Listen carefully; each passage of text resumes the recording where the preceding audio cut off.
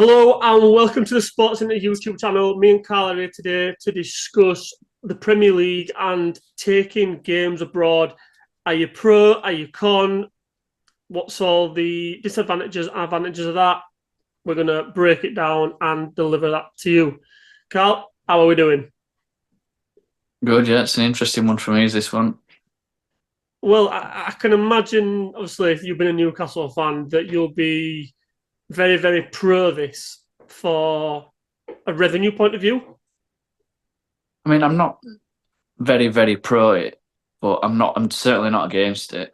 Mm. And not just purely for the revenue thing, but just touch, that I'm into NFL, and obviously as soon as NFL comes over here and does a couple of games at Tottenham Stadium and Wembley, I go to them, Well, and that were going to be one of the things that I was sorry to cut you off, but that was going to be one of the things that I was going to bring up on this because I'm not into NFL. Not that I don't, not that I dislike it. I don't know enough about it. But you are. Do you have any idea yeah. how the American public took the news when they said that they was going to take some of their games abroad?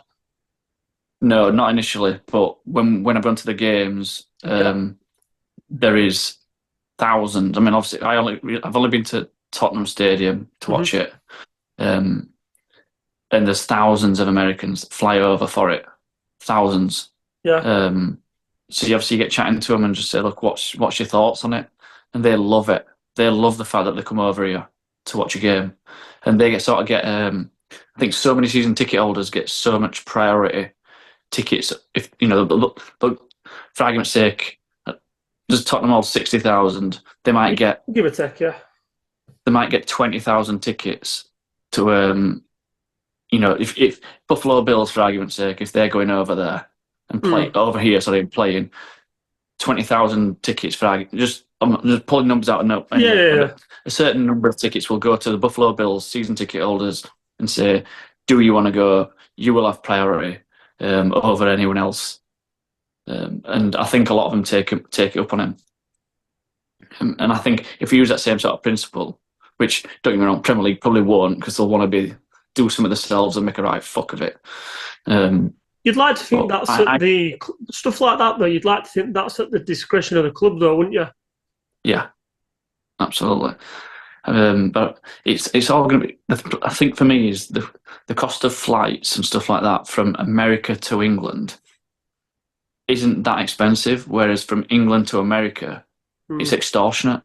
For 90 minutes of a football game. Yeah. So there's talks of like the English clubs helping out in which I just don't see it being. Why would they help out? Because the whole point then is they're going to lose out on revenue, which the whole thing was initially made. You know, the whole point of the thing. So I Well, don't really get it too much. a lot of it, you think probably come out of this. This is what they were pushing for with this Super League, weren't they? When the six clubs a couple of seasons ago all broke away, that's basically what it was going to be. It was going to be this elite club, elite league full of clubs, basically playing globally all around the Yeah. world. And but I'm for it, me. And listen, don't get me wrong. I'll be gutted that I'll potentially miss out on a couple of games this season. But on the same token, I put myself as a 7-year-old kid when I first started watching Liverpool. Imagine if you're a 7-year-old kid that lives in, I don't know, Germany, Australia, somewhere like that, and you're never going to be able to get the chance to watch your football club ever without spending thousands of pounds, which, let's be frank, a lot of people, especially in the UK these days, don't have. So if you've got the Yeah. opportunity to do that and take the club, because look, the clubs are bigger these days, social media, the clubs are massive. They're massive global brands.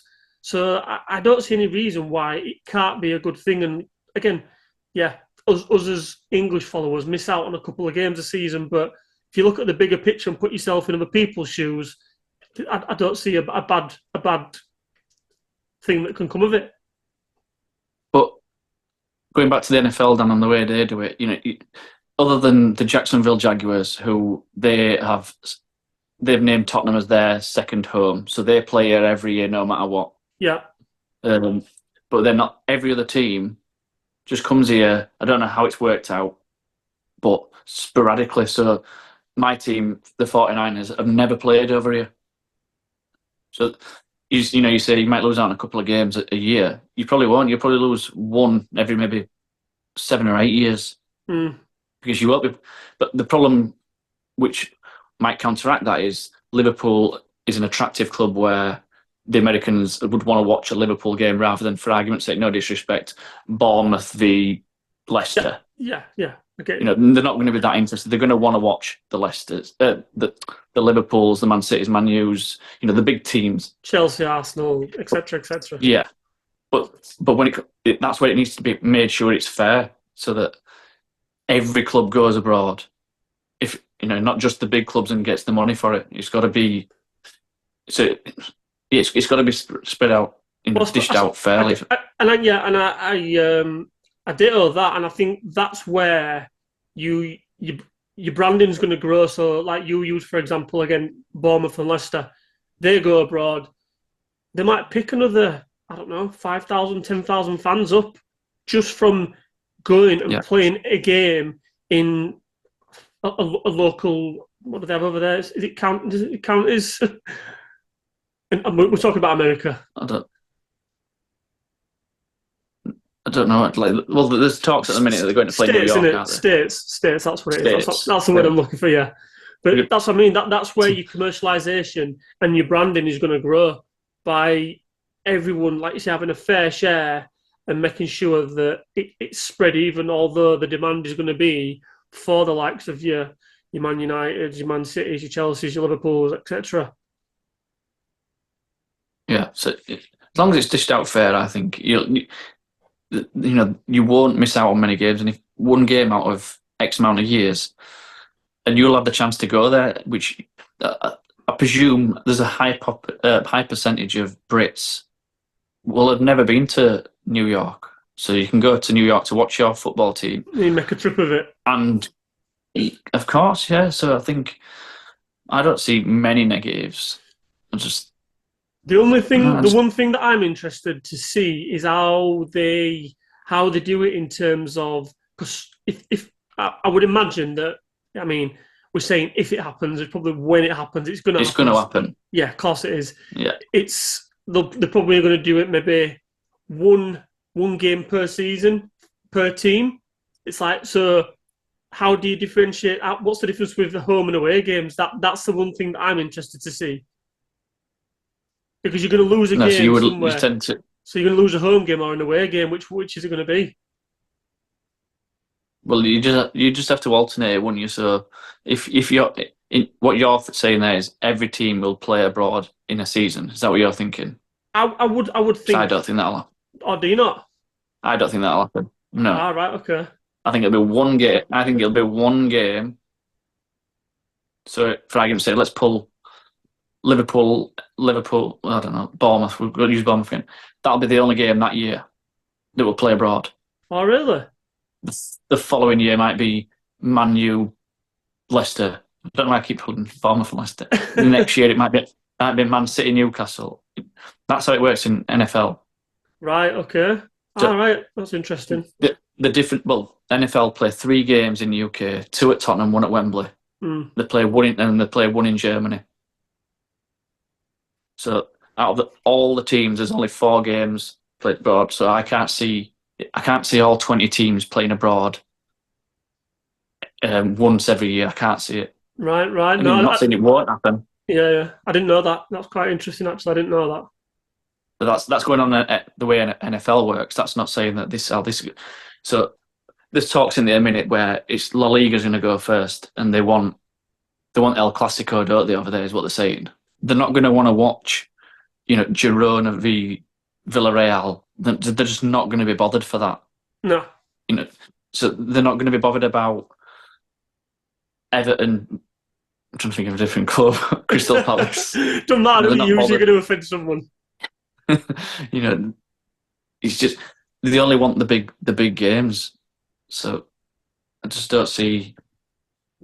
But then how do you divide the money then? So say, for instance, again, using a couple of big clubs, Man U, Liverpool. You take Man U, Liverpool abroad, but no one else plays abroad that season. Do the Premier League get it all in a pot and just divvy it out to the 20 clubs? I would think, above me, I would think that Man U and Liverpool get that revenue. Then the following season, Man U and Liverpool do not play abroad. See, that I just don't see a world in which where, if they go for this, I just don't see a world in where the big clubs don't go abroad at least once a year. I think the Premier League is that big that every club, every team will play abroad that season. May well do. They may well. Like I say, it's not how NFL do it, but that's not to say that that's not what the Premier League will do, or the La Liga and the rest. Yeah. They might do. Because I had a bit of a story today. They're talking about going to New York, Riyadh. I think we're one in Australia. I think you named 4 or 5 different countries where they were going to take them, scatter them all the way around. You know, whether that's per season or like per, change it up each year to Riyadh this year, New York next, so on, so on, so.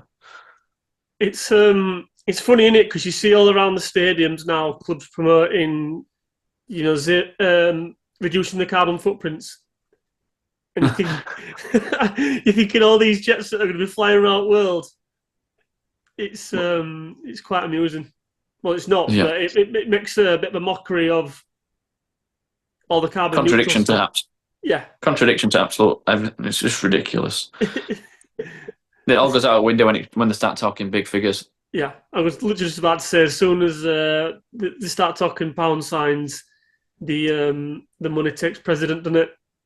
Yeah, but back to it. I don't see many negatives for it. I mean, I'm not bothered if it does happen. I'm not bothered if it doesn't. The only thing I would say is I want the Premier League to still be as dominant as what it is now regarding the other European leagues. So if we do see La Liga and Serie A and wherever Liga started making some serious brass and started trying to catch us up, and our spending, we've then got to go and do it ourselves. Yeah, I think that's it. Use them as the guinea pigs. But the problem is you don't want to be playing catch up then either, do you? I don't think we'll ever need to play catch up because we have the best league, the best clubs. We have the most followed league.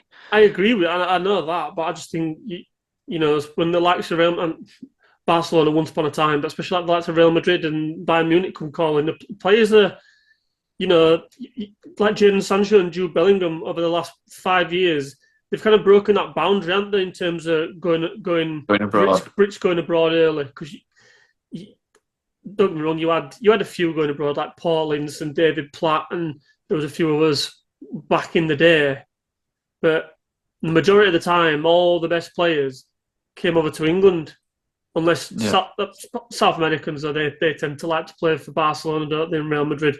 But we had the lion's share, should we say? Yeah, it'll be interesting to see what happens and when it happens, especially because, like I say, I think La Liga, Madrid, and whatever are going to be the guinea pigs. It'd be interesting to see how it's received. I can see us playing a game abroad before our 2030, the next 5 to 6 years. Yeah, I agree. I think I don't know when La Liga starts. Are they doing it next year? Are they really?